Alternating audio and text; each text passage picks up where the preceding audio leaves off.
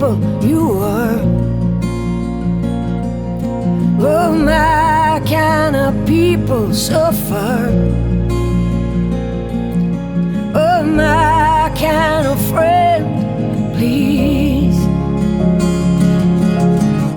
So tell me about this event that you got going on. I know, right? It was just supposed to be breast scans and a fun little trail ride. And then you know me, I can't do anything simple. Like an idiot. So now it's trail rides and breast scans and food trucks and shopping and just insanity. Quite the event. Yeah, well, we started hearing from women about not getting their scans because they didn't want to be another number in a doctor's office. Yeah. But that I'll come to this because this actually sounds fun. Right. Okay, got it. And then when we started posting stories, other women's stories, then we started getting messages about, I'm going through it. I just got diagnosed. I just had my surgery. Friends that I've known for years, I had no idea. Yeah. I didn't know. Like they're fighting a private battle. And Right. Well, because it's, you know, nobody talks about it. It's cancer. I'm like, no, that was like in the 80s. Now it's just like, hey, my boobs are trying to kill me. Yeah, we need to talk about it. Yeah, so that was the thing. So then when you said you had a scare, I was like, what in the world? You're like, I think the 6th or 7th person that I've talked to that's, you know, going through something. So what happened? You just went in for like a routine mammogram? Yeah, well I had a client of mine actually sit down right in front of my desk and tell me, well, I'm not available next week because I actually have to start radiation. And I said, wow. What?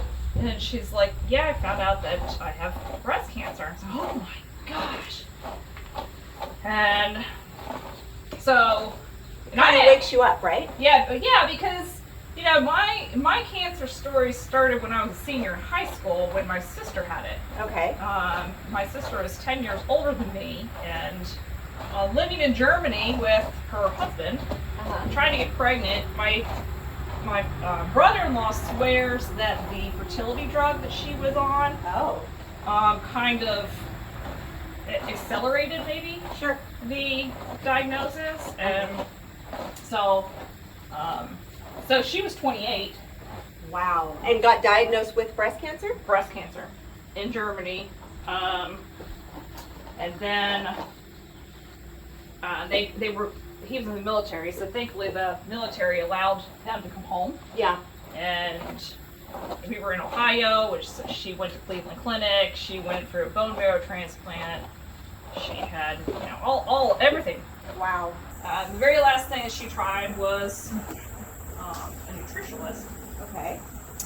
And that's what kind of ingrained in me of, okay, well, we got to really heal your body. You got. Yeah, because you're big on eating natural and being healthy and get rid of as many chemicals as possible. Totally agree.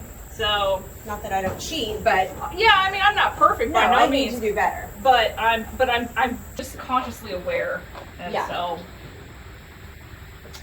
Oh man, I'm gonna miss this pony. So when she switched up and went to the nutritionalist, it was too late. It was too late. She died of breast cancer. She had it in her breast. It went to her eye, and then it went to her liver. I did not ever know that. Yep. Oh my God, I am so sorry. Passed away at 32. So when I turned 32, that was probably the hardest year for me. Yeah, that was me when I turned 40, because my mom was gone by 40. Yeah. Yeah. And how long have I known you? We've never had this conversation, right? Because we just don't talk about it. No, you don't. Should be the first thing we talk about. Oh, well. Hi, nice to meet you. Do you have any breast cancer in your Yeah, right. No, and do you like horses? That's also important. But that was a part of my story too with her, is that she was going through all of this, bald, and she was like, I want to have horses. She had never had horses, always wanted horses. Her husband's family had a barn or a building, but he converted into a couple of stalls. We went out and just grabbed a couple of ponies, and we would go out and the stories I have with her, she's hilarious. See, but that's yeah. So yeah, that's it. Doing stuff like this, it always makes me think of her, obviously. Of course, yeah. But well, how great that your daughter's into it now too. Yeah, and her name's Lisa. Right, and I was going to say, and I knew that you named your daughter after your sister. I knew that. Yeah. I just didn't know that's what took her.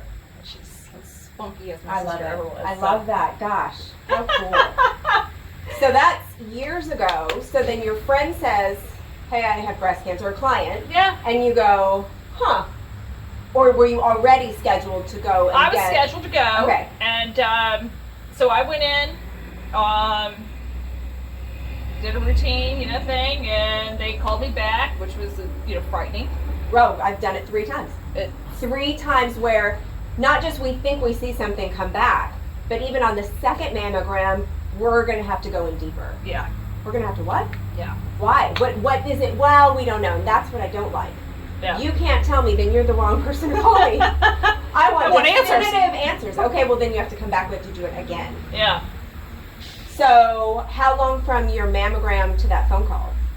It maybe a week, not even. And you're thinking everything's fine, and then you get the call, might not be? Yeah, I went back and they took another test, and of course I'm in the mammogram and ultrasound and all of those things. So they did all of that? Yeah, and Okay. then they really couldn't find anything. They were like, it was kind of wishy-washy. Like Oh, a there- gray area, it Yeah. might be. Yeah, that's same. And so then, the third time I went back, because I was scheduled for my biopsy, man, I was shoved into that machine Oh, yeah. all kinds of which ways, Yeah. trying to figure out what I had, and I didn't, and they were like, well, I don't know. Was there anything to biopsy? Well, so then the tech, I'm laying there, and the tech was like, I don't really see anything. This is so normal. I would be surprised if they biopsy. Okay. But the doctor came in, looked at it. I'm not looking at that screen. Right, yeah, You it's don't right see- there. You don't Yeah. see Of that. course, you don't know what you're looking at. Uh, Gray, blurry blobs. Yeah. You're looking for the diamond. Like, Yeah. where is it? So they biopsied and Okay. they called me back. But it was the wildest thing too. Like the second time I went in there for the second time, there was somebody in there named Lisa. Oh, And gosh. that's not a name that you hear all the time. No. And so then I go through all this, and they're like, okay, well now you got to go see Ruth. Well, Ruth is my grandmother's name. Oh my gosh. And I was like, oh my gosh. Do I okay. know? Yeah. So then the third time I went in for my actual biopsy, waiting in this room, and then this nurse comes in. She says, hi, my name's Lisa. I'm not really your nurse today, but I'm just going to help out. I'm just like, oh my. Of course I you looked are. at her like, so Weird. I think, I don't know, I believe in signs. And No, I'm no, just no, like, totally. oh my gosh. Right. So when I went in there for the biopsy, I was very calm, and they were Sure. even like, Which is where you want to be. yeah, 'cause at that time, the second time I went back, I was like, I was in tears. I'm Yeah. thinking, my kids, Yep. what's going to happen? No, I I'm know. scared. And Yeah. then the third time, I was like, I can't Everything's worry fine. about it. No. I mean, it is what it is. Yeah. And if I got to go down this journey, then that's what I got to do. So, that's, And it came back and negative and fine and there's nothing there. Sorry for yeah. the scare. Ruth called me and she said, we're good. You've got PASH. I've never heard of, it's called PASH. Okay. It- Which it- is what? Nothing. Okay. Nothing. Cool. It's Why like are we it's- naming nothing? It's a clump of cells, Okay. but nothing to worry about.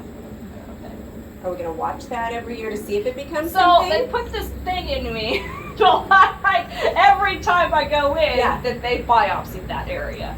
Okay. So they're gonna watch it every time I go. Okay. I mean, that's a lot. And granted, it's one, I get it because I've been there. Now, on my third round of that nonsense, Yeah. I went to my husband and said, I don't want these Yeah. anymore. Right. I can't, my kids were, I don't know, 6 and 10 maybe-ish. This is 14 years ago. I can't do math. And I said, what do you think? And he goes, do what you need to do. I'm not losing you. And I went, okay, well, let me talk to the doctor. And I talked to the doctor, and she went, with your family history, as young as your mom was, as many times as we've had an come on back, I'm going to send you to the oncologist. I want you to get tested for the BRCA gene. Did you get tested for that? Mm-mm. You should. When I did get tested, I don't have it, but the doctor that was there said, right now, and I'm like, what do you mean? He's like, well, technology is ever evolving, always changing, so maybe down the line, if they can detect another gene or something more, whatever. And I'm thinking, okay, so you're telling me I don't have the gene that has the breast cancer, but that there's a chance technology will come along that will find some other thing, like, huh? Yeah, right. He's like, I'm just letting you know, technology evolves into, check back. Like, you should get your implants replaced like every 10 years or so. So when you do that, maybe get tested again for whatever genes they have at that time. I don't know what is going to happen in 10 years. I'm like, okay, that makes sense. I don't love it, but that makes sense. So then I go to the plastic surgeon, and I'm meeting with him, and I'm like, okay, I can do this. Until he says, the nipple area has to go. That is where we see the strongest recurrence. And I went, no, I'm out. I'm not doing that. Because that is like, you know, I haven't been married that long. Yeah. I'm young, and I'm going to do that. I'm sorry. No, get it. Should've- And I could remember calling Mark from the car, just crying, going, I'm not doing it. And so Yeah. he goes, is it too expensive? What's the deal? And I said, no, they want to take like everything. He goes, well, wasn't that the plan? I said, no, honey, I mean, like everything. Yeah. And he said, so you have reconstructed boobs or you might die? He said, what? This is a no-brainer. Okay, now that for me is different because that is not the man that I was with, my children's Yeah. father, who would have been like vanity, vain, what am I looking at here? Right. Mark didn't even think about that. He was like, gone, done, Yeah. do it. I need you. Right. Boobs are And not. I that need gave, you. I mean, that, now I'm crying because of that. Yeah. And so, and I did it. And it was hell. Oh, It was I would think so. hellacious. Total removal, then another surgery, reconstruction, you know, and they're like, yeah, it may or may not look natural. And I'm, you know, I'm a little self-conscious. Well, I've we got all some are. body dysmorphia, you know, shit going on and whatnot. But Yeah. I'm like, I don't know if I can do this. Well, I did it, thankfully, and done. Well, now I'm thinking in my head again, it's been 14 years. Didn't I say something about 10 years? So now I'm supposed to do it again. And I have health insurance for another 6 months. Oh. So I called that doctor back because I still had pain under this arm. And when I went into him about it a year or two later, he goes, well, if we had taken all of the tissue out there, you would have had a divot under your arm. And I said, I'm sorry. Are you telling me you left breast tissue in my arm? Well, we don't know that it's breast tissue necessarily, but if we had gone in that deep, you would have been, you know, kind of disfigured. And I went, you disfigured me Yeah, already. right. I mean, Hello, this is proactive. Get it all, get everything. So he said he could go back in and do another surgery. I'm like, a third surgery. Now I think I'll wait until that 10-year mark and redo that. So that's what I talked to the new plastic surgeon about, not going back to that guy. Though he did a great job and all of that. The new plastic surgeon said we can definitely do it. uh-huh. We want to get that out and biopsy it and make sure that it's fine, especially with your history. So now in my head, I'm like, oh shit, oh shit, oh shit. Yeah, alarms right? going off. Then we interviewed Jody, another breast cancer survivor. I don't know if you saw her story. Well, this up here is breast tissue too. Did they get that? I don't know. I didn't know this was breast tissue. I Yeah. know this is. I didn't know this was. It is. So now I'm like, okay, well now I got to talk to him about that because I want it all out. Like I'm not trying to be perky booby Barbie. Right. Get the dangerous shit out of my body, please. Yeah. But nowadays, they don't even do that. So I have, like I said, multiple friends going through it. They don't do double mastectomies. Oh. They do lumpectomies. They take big margins. They do reductions, so there's less breast tissue. So again, the treatment has shifted. Uh-huh. But in my brain, I'm still saying no breast tissue, no risk. Yeah. Take it all. So my surgery is scheduled for November, and I still am chickening out because hello, I have all this. Don't you rub on her? No, Oh, why naughty. We'll rub you. You don't rub her. not? Oh. So I don't know what I'm doing, but you know, that's my story. Oh gosh. I know. It's so scary. It is very scary. And all for boobs. Like, you know, and then we've got daughters, Yeah. right? So then that's where the BRCA gene comes in for me too, is I wanted to make sure my daughter's safe. You need to make sure Lisa's safe. Yeah. And my boss, she just went today to get a biopsy. Really? Yep. Oh my gosh. And so I'm like, don't Google it. No, don't Google go it. down that rabbit hole. Yeah. Well, my other girlfriend that already had her lumpectomy is getting her reduction today, and they're taking a bunch of stuff out. So I mean, I don't know. I know it's scary. I know we need to talk about it. I know we need to share it with other women and be like, check support your boobs, system know and- you're normal. Yeah, talk about it. Right. Nobody knew my mom had it. Granted, this is in the 80s, Yeah. but nobody knew. Not even one of her best friends directly across the street didn't know. I'm like, how was that even possible? Hey, talk about Right. taboo. I don't know. I talk about everything. Obviously, chronic Yeah. oversharer. Chronic oversharer. Yeah, Sky, that's- are you loving this?